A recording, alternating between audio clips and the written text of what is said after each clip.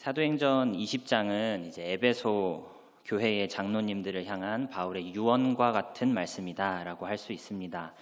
32절 말씀 보시면은 지금 내가 여러분을 주와 및 그 은혜의 말씀에 부탁한다 하면서 그 말씀이 여러분을 능히 든든히 세우사 거룩하게 하심을 입은 모든 자 가운데 기업이 있게 하시리라라고 말하며 이제 말씀의 위력, 말씀의 중요성 유언과 같이 남겨주지요.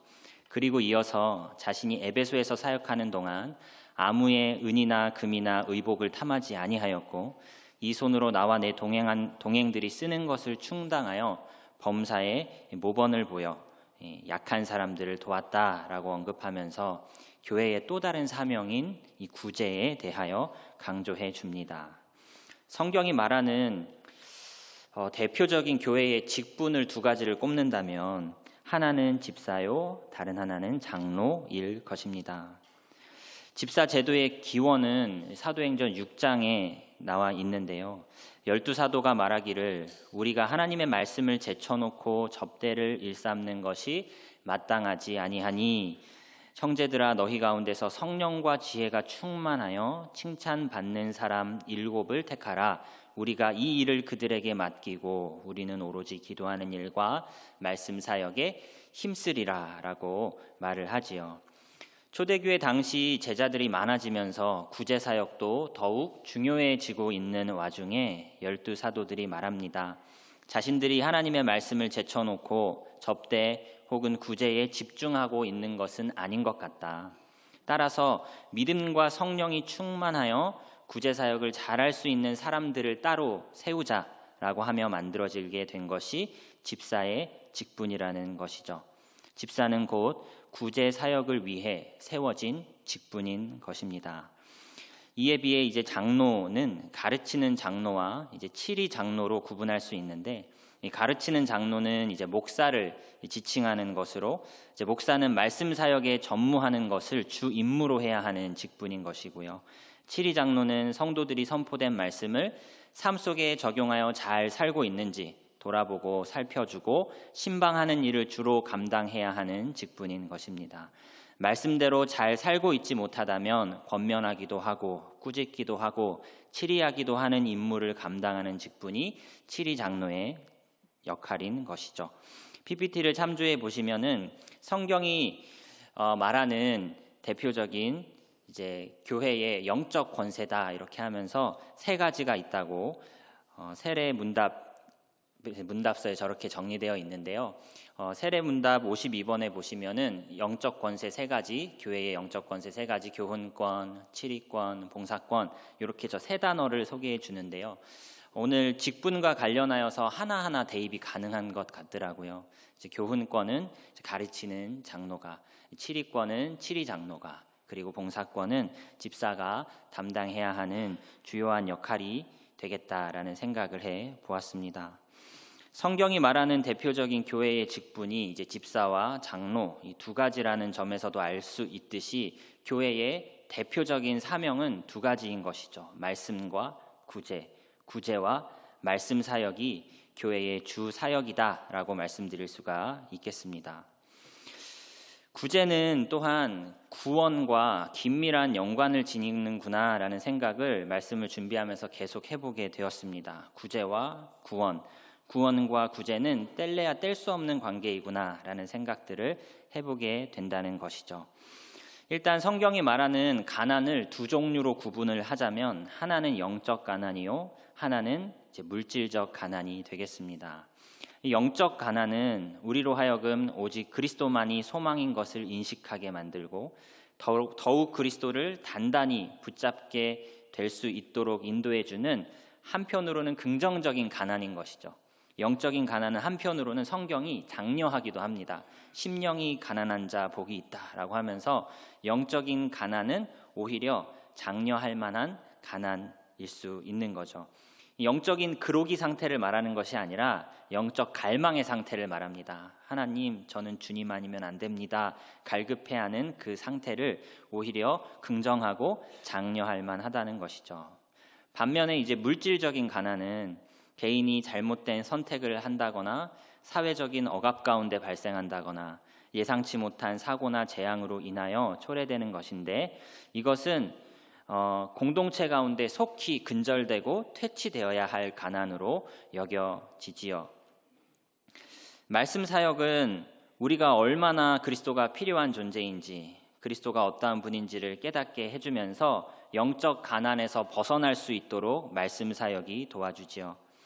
하나님의 은혜와 사랑이 얼마나 깊고 풍성하고 한이 없으신지 우리는 말씀을 통해 확인하고 확신하게 되면서 영적인 가난을 극복해낼 수 있게 됩니다.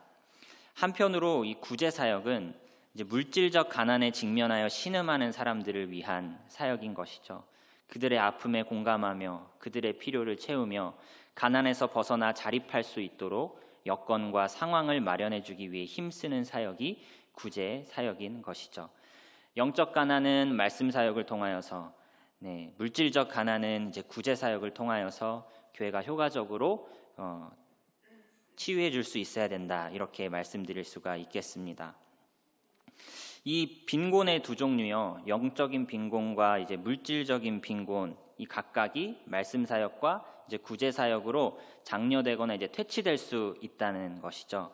다시 한번 생각을 해보면은 이 말씀 사역과 구제 사역은 또한 어떤 면에서 연관이 될 수 있냐 하면, 말씀을 통하여 하나님의 은혜를 경험한 자라면 그 삶이 어떠해야 하는가?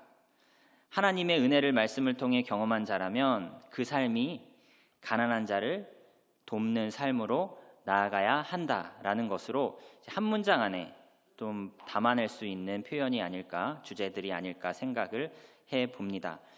이 말씀을 통하여 하나님의 은혜를 깊이 깨달은 자는 구제 사역을 하지 않을 수 없다라는 식으로 연결할 수 있는 것이죠. 말씀으로 인하여 영적 빈곤을 직시하고 예수님만이 소망임을 더욱 깨달아 그분을 삶의 주인으로 모신 자는 자신의 소유를 가난한 자들과 나누는 삶으로 나아간다. 자신이 소유한 물질을 가난한 자들과 나누는 삶을 살아야 한다. 만약 그렇지 않는다면 당신은 하나님의 은혜를, 하나님의 구원의 은총을 제대로 깨달은 사람이 맞는가, 다시금 돌아볼 필요가 있다라는 식의 도전이 가능하다는 것이죠. 구원의 은총을 경험한 자는 구제의 사역을 한다라고 말을 할 수 있다는 것입니다. 이스라엘 백성은 애굽 종살이라는 사회적 압제 가운데에서 구원함을 입은 백성이었죠. 이스라엘 백성은 나그네 삶을 살다가 이 젖과 꿀이 흐르는 가나안 땅에 입성함으로 구원함을 입은 백성이었습니다. 그렇게 종살이에서도 벗어나고 나그네 삶도 청산하게 해준 하나님의 은총을 받은 이 백성이요, 오히려 이웃을 압제하고요, 오히려 나그네를 돌보지 않는다는 것은 하나님의 은혜를 망각한 것이죠. 과연 그들이 진짜 구원받은 백성이 맞는가, 의구심을 불러일으킬 만한 삶을 살더라라는 것입니다.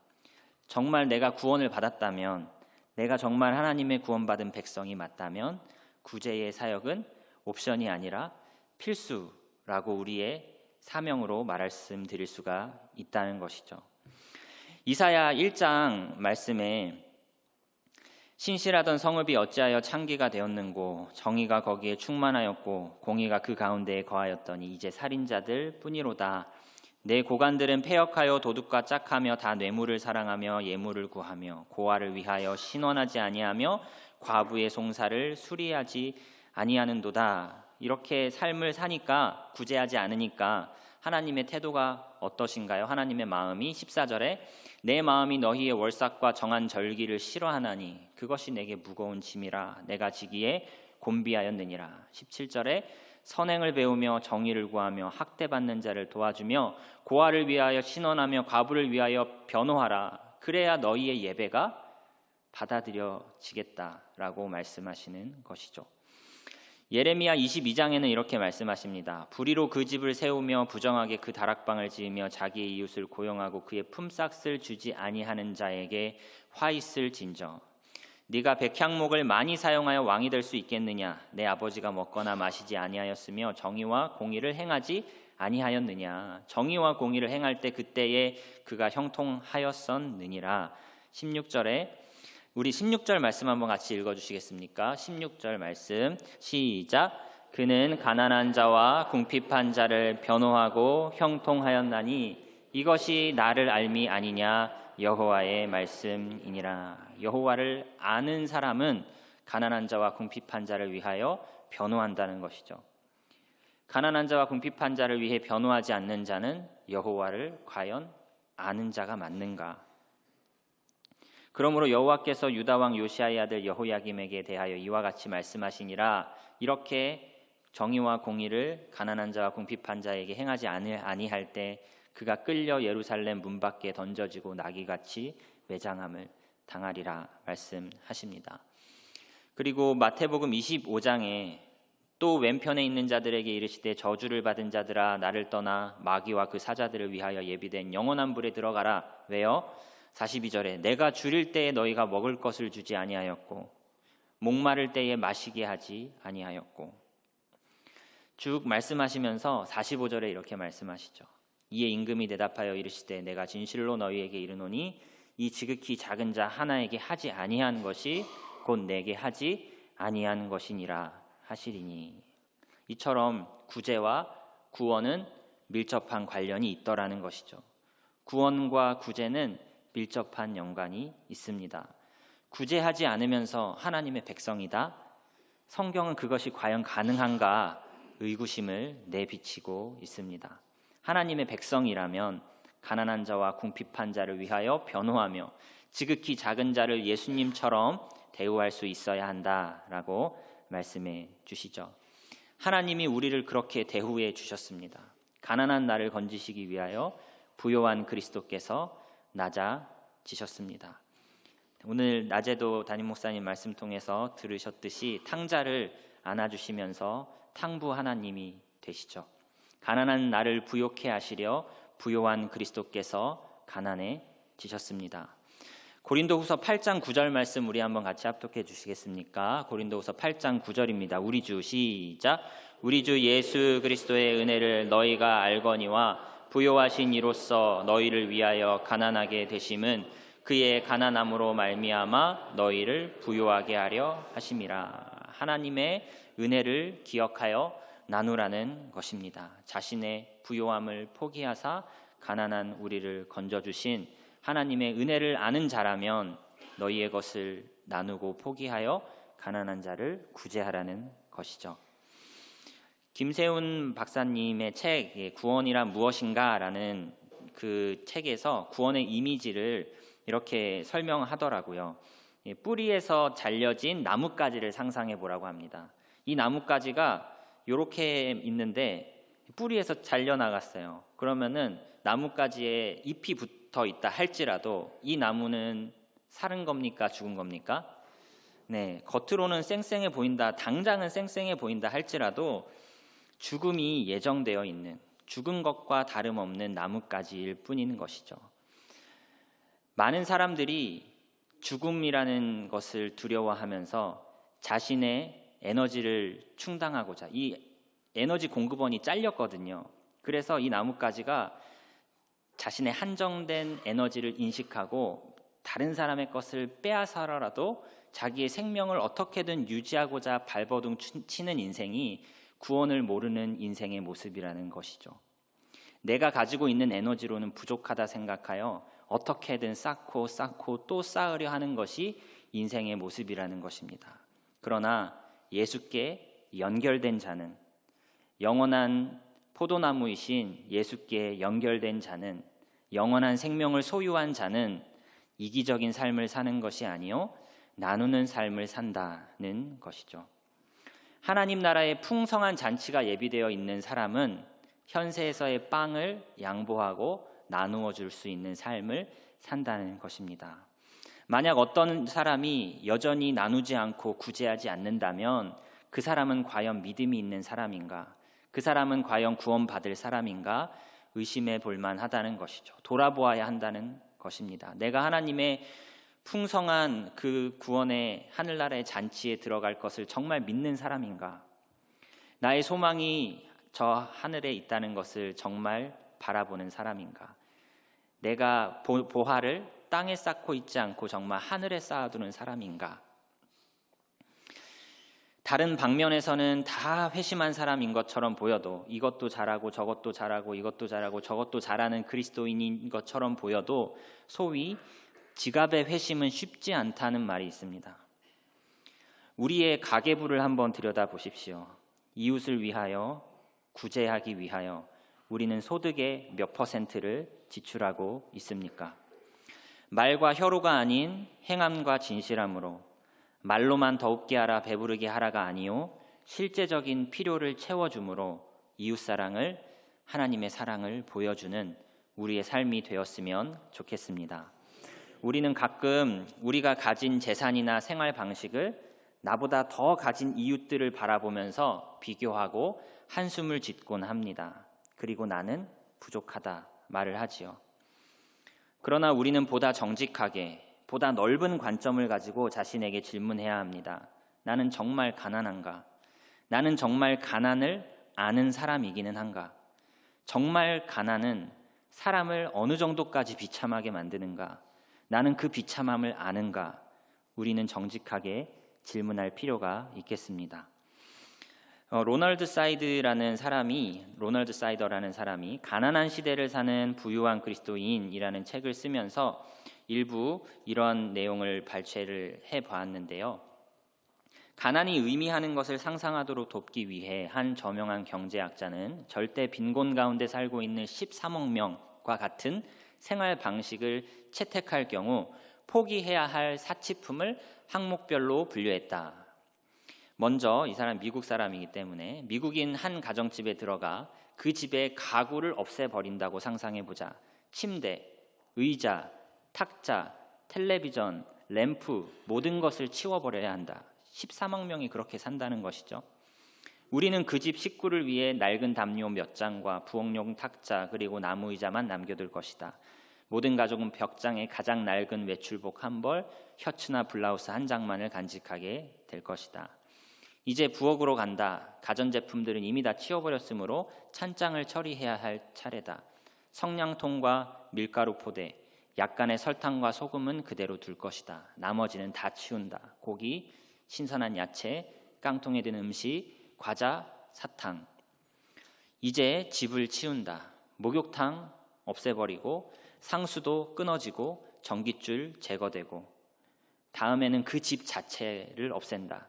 가족들은 헛간으로 이사를 가야 할 것이다. 더 이상 신문과 잡지와 책을 볼 수 없는 것은 말할 필요도 없는 것이죠. 인터넷은 물론 핸드폰 사용도 할 수 없는 것이죠. 마지막으로 돈이다. 그 가족은 단돈 몇 불, 몇 천 원이 전 재산일 수 있다. 이 집의 가장은 자녀의 공부를 위해 책을 사줄 수도 없을 것이며 자녀가 간단한 치료만 받으면 나을 수 있는 병임에도 불구하고 병원에 데려갈 수 없어서 결국 자녀가 큰 고통에 빠지는 것을 지켜보아야만 할 수도 있다.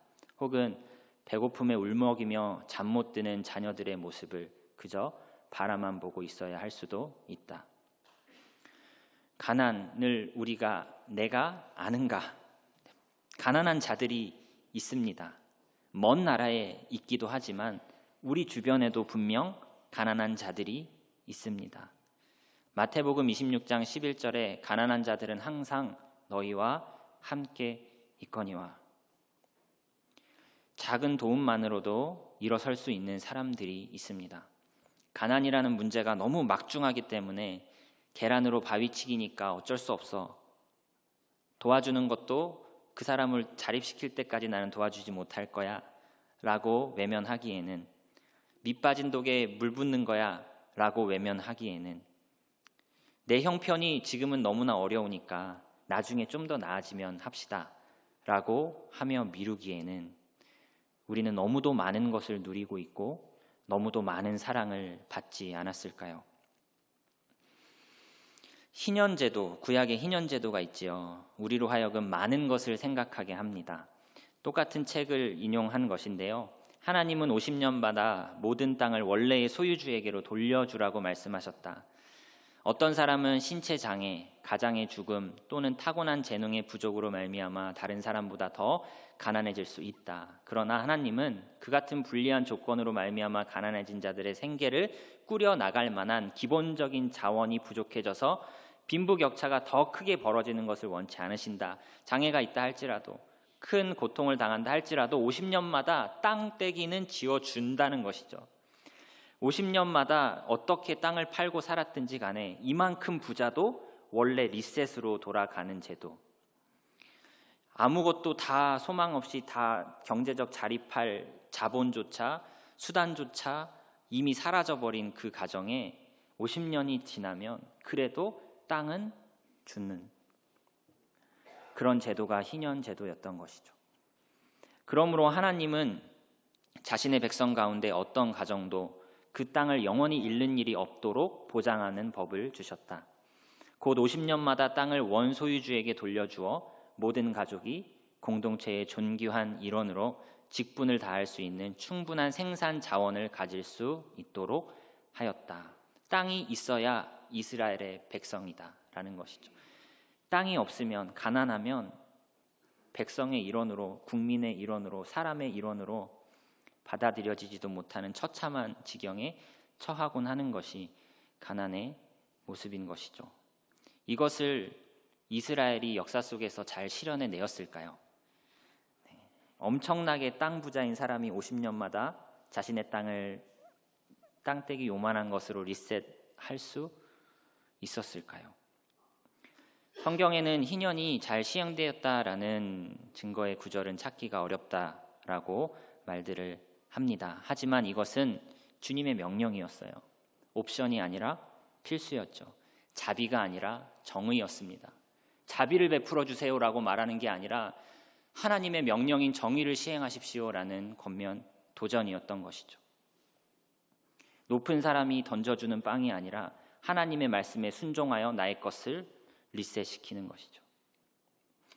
이 놀라운 명령의 신학적 기초는 무엇인가? 이게 어떻게 가능한가? 바로 토지의 주인은 여호와이시다라는 사상인 것이죠. 나의 것에 이건 내 것이 아니다라는 사상을 기억해야 된다는 것입니다. 우리는 청지기일 뿐이라는 것이죠. 이 세상에 내 건 없습니다. 내 목숨 내 거 아니죠. 우리는 하나님이 허락하신 만큼만 살다가 가는 사람들이죠.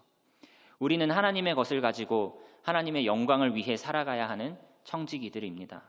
나의 모든 것을 가지고 오직 하나님의 영광만 위하여 살아가야 하는 청지기들인 것이죠. 근데 내 거래요. 주님은 우리에게 일용할 양식을 구하라고 기도를 가르쳐 주십니다. 너에게 필요한 것은 일용할 양식이야 라고 기도를 가르쳐 주시죠. 그러나 많은 사람들은 미래를 위해 쌓아둘 양식을 걱정하며 기도합니다. 마태복음 6장 30절에 오늘 있다가 내일 아궁이에 던져지는 들풀도 하나님이 이렇게 입히시거든 하물며 너희일까 보냐. 믿음이 작은 자들아, 일용할 양식을 구하라. 일용할 양식을 구하라 가르쳐 주시는 주님의 의도에는 탐심을 내려놓아라. 주님의 신실하심을 믿어라. 도전하시며 넘치는 것은, 일용할 양식에 지나는 것은 하나님 나라를 위하여 나누고 구제하라는 도전이 아닌가 싶습니다. 일용할 것으로 만족하며 매일 감사할 수 있는 우리의 삶이 되었으면 좋겠습니다. 주기도문을 외울 때마다 우리의 탐심을 내려놓고 먼저 그 나라와 그 일을 위하여 간구하시며 먼저 그 나라와 그 일을 위한 삶을 살아가시는 저와 성도님들이 다 되었으면 좋겠습니다. 받는 것보다 주는 것이 더 복됩니다. 받는 것보다 주는 것이 더 복됩니다. 이것을 머리로만 아는 것이 아니요 삶 속의 경험을 통해 느끼시고 고백하시는 저와 성도님들의 복된 삶 다 되었으면 좋겠습니다. 하나님의 풍성하고 영원한 사랑을 깊게 확신하고 확인하시기 바랍니다. 그리하여 일용할 것에 만족할 수 있는 힘, 하나님의 풍성한 사랑을 확신하면서 일용할 것에 만족하시기를 바랍니다. 검소하게 그리고 관대하게 우리의 삶을 경영해 나아가시되 남을 판단하지는 마시고 자신의 믿음의 분량대로 각자의 자리에서 작은 것 하나라도 꾸준히 나눔을 실천해 가시며 주님 나라 이루어 가시는 성도님들의 복된 삶 다 되시기를 주님의 이름으로 축복합니다.